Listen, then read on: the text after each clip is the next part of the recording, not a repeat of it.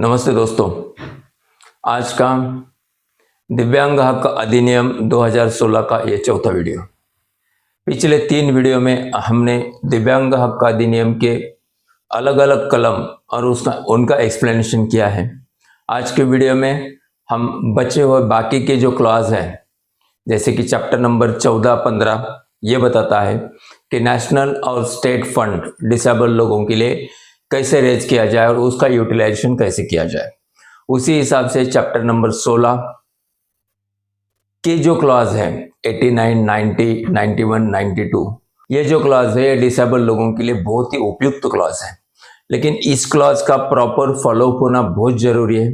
जैसे कि clause number 89 बोलता है, समझो डिसेबल एक्ट 2016 में पूरे क्लॉज दिए हुए हैं, पार्ट नंबर ए से लेके लास्ट तक। उस क्लॉज में जो भी डिसेबल एक्ट 2016 यानी दिव्यांग हक अधिनियम 2016 के हिसाब से जो भी डिसेबल लोगों के राइट्स दिए हुए हैं, वहां पे जो भी नियम दिए हैं वो नियम फॉलो करना हर एक का कर्तव्य है, क्योंकि वो गैजेट है। और अगर ये कर्तव्य कोई फॉलो नहीं करता और दिए हुए रूल में से कोई भी रूल का अगर कोई उल्लंघन करता है तो उसके लिए सजा का प्रावधान दिया गया है। अगर फर्स्ट टाइम अगर उसको फॉलो नहीं किया जाता, अगर फर्स्ट टाइम अगर ये होता है तो उस टाइम पे सामने वाले व्यक्ति को 10,000 रुपए का जुर्माना होता है, और अगर नेक्स्ट टाइम वही रिपीट अगर बात होती है तो 50,000 रुपए का जुर्माना होता है। जो भी कोई डिसेबल लोगों के लिए जो भी चीजें दिव्यांग हक अधिनियम 2016 में दी गई है, अगर इस इम्प्लीमेंटेशन में अगर कहीं कमी आती है, कोई फॉलो नहीं करता है, कोई उस चीज को निग्लेक्ट करता है, तो डिसेबल एक्ट 2016 के क्लॉज नंबर 89 के तहत दंड का वहां पे प्रावधान किया गया है। उसके बाद दूसरा एक्ट होता है इसका चैप्टर नंबर 16 का जो क्लॉज है 90, तो 90 क्लॉज में अगर एक आधी कंपनी बोले तो क्या कॉर्पोरेट फर्म हो गया या फिर इतर कोई भी संस्था हो गया, अगर वहां पे कोई डिसेबल काम करता है और उस डिसेबल को वहां पे अगर तकलीफ होती है, तब प्राइमरी स्टेज अगर ये मालूम होता है कि यस इस डिसेबल को वहां पे तकलीफ हुई है, तो उसके खिलाफ जो भी कंप्लेन होगा उस कंप्लेन में जिम्मेदार वहां का संचालक होगा, उस कंप्लेन में जिम्मेदार वहां का व्यवस्थापक होगा। अगर अकेले ने किया है, समझो सेक्रेटरी ने किया है और बाकी लोगों को पता नहीं है, तो सेक्रेटरी वहां पे जिम्मेदार होगा। या फिर अगर मिली भगत करके अगर एक आध दिव्यांग जनों को तकलीफ देने की कोशिश हुई है, तो वहां पे उसके सचिव, संचालक मंडल, व्यवस्थापक और बाकी के जो भी अधिकारी होंगे, उन अधिकारियों को दोषी पकड़ते हुए उन पे कार्रवाई होगी। इसके बाद का क्लॉज नंबर 91 है, जिसके बारे में अभी महाराष्ट्र में जोर शोर से चर्चा चालू है। महाराष्ट्र में चर्चा चालू होने के पीछे का कारण यह है कि महाराष्ट्र में एक पावरफुल सचिव जो कि डिसेबल मंत्रालय, महाराष्ट्र ये इंडिया का पहला स्टेट है जहां पे डिसेबल मंत्रालय बना है। वहां के मिनिस्टर अतुल सावे साहब, ये इनको भी डिसेबल के प्रति बहुत अच्छी फीलिंग है और जागरूकता है, और उन्हीं के साथ उनको जोर देने के लिए, उनको साथ देने के लिए उनके साथ एक कैपेबल ऑफिसर आए हैं तुकाराम मुंडे साहब। तो उन्होंने अभी बोगस दिव्यांग शोध मुहिम महाराष्ट्र में तगड़ा एकदम फर्स्ट लेवल पे चालू किया है, और अपेक्षा रखते हैं कि अगले 1-1.5 महीने में इसका मूर्त रूप और आउटपुट बहुत बढ़िया निकलने वाला है। तो यही बात 91 क्लॉज में लिखी गई है। अभी तक जो भी बोगस दिव्यांग होते थे उन पे जो कार्रवाई होती थी बस डिपार्टमेंट के हिसाब से कार्रवाई होती थी, लेकिन अभी तक किसी भी बोगस दिव्यांग पे ये जो डिसेबिलिटी एक्ट 2016 का 91 कलम लागू नहीं हुआ।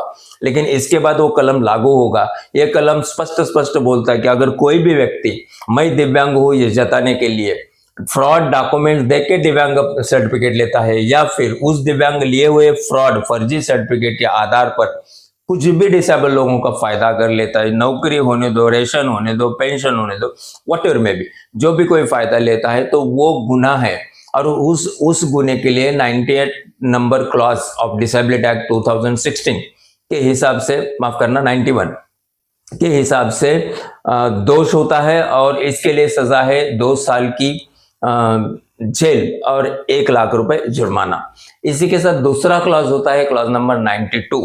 ये क्लॉज को बोला जाता है कि हम लोगों के लिए ये एट्रोसिटी के जैसा क्लॉज है, यानी हमें मालूम है, अभी तो भी थोड़ा सा अवेयरनेस आ गया, लेकिन ये और भी आना जरूरी है क्योंकि इतने छोटे से अवेयरनेस से कुछ नहीं होने वाला। आसानी से चलते चलते कोई भी हमारे बैंक पे बोल देता है, हमें खेद होता है, हम दुख होता है, हम कभी कभी रो लेते हैं, ये सब बातें होती है, लेकिन उसके पापा का, जो सामने वाला बोलने वाला है, उसका कुछ नहीं बिगड़ता, क्योंकि उसने ये भोगा नहीं है, उसको ये दुख मालूम नहीं है। दिव्यांगजनों का दुख क्या है, दिव्यांगजनों की यातना क्या है। इतनी पूरी मुसीबत के साथ भी दिव्यांग कितना मेहनत करके खुद का लाइफ जीता है, ये वो पागल को पता नहीं होता है। इसलिए बोलते बोलते या फिर पर्पसली डिसेबल लोगों का अवमान किया जाता है, डिसेबल लोगों को मारधोड़ की जाती है, डिसेबल लोगों का जो भी कोई सहायभूत साधन है, उपकरण है, उसको भी तोड़ा जाता है, उसको खींचा जाता है। तो ये सब चीजों को बंधन करने के लिए क्लॉज नंबर 92 है। जैसे कि सार्वजनिक जो भी प्लेसेस होंगे, वहां पे अगर डिसेबल लोगों का अवमान होता है, उसको धमकी दी जाती है, या फिर उसको मारझोड़ होती है, या फिर उसको भूखा रखा जाता है, उसकी मानहानि करते हैं, तो ये सब चीजों को पकड़ते हुए क्लॉज नंबर 92 के अंतर्गत उस व्यक्ति के खिलाफ गुनाह दाखिल होना चाहिए।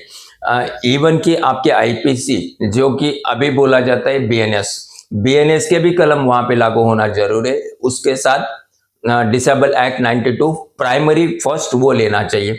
लेकिन ये दुख के साथ बोलना पड़ता है कि बहुत से अधिकारियों ने जब भी डिसेबल कहीं जाता है कंप्लेन करने, तो 92 क्लॉज का विचार नहीं होता है, होना चाहिए। और क्योंकि ये मेरा अधिकार है, डिसेबिलिटी एक्ट में ये अधिकार दिया गया है, इसके साथ आप 92 कलम के साथ, जो कि 2013 का बीएनएस का, जो भी 2013 के क्लॉज है, जैसे कि BNS 115, जैसे कि BNS 351, जैसे कि BNS 351 (2) और (352), ये जो भी बाकी के कोई BNS के क्लॉज है, इन क्लॉज को तो दाखिल वहां पे गुने में लेना ही चाहिए। लेकिन मेन क्लॉज होता है क्लॉज नंबर 92। इस विषय में थोड़ा सा बोलना चाहता हूं।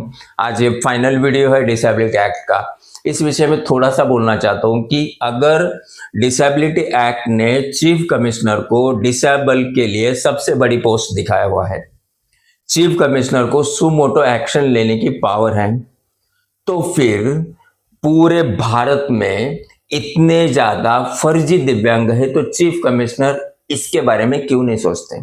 सोचना चाहिए। चीफ कमिश्नर को सुमोटो एक्शन लेने का अधिकार है। स्वावलंबन वेबसाइट पे भी हर चीज अवेलेबल है।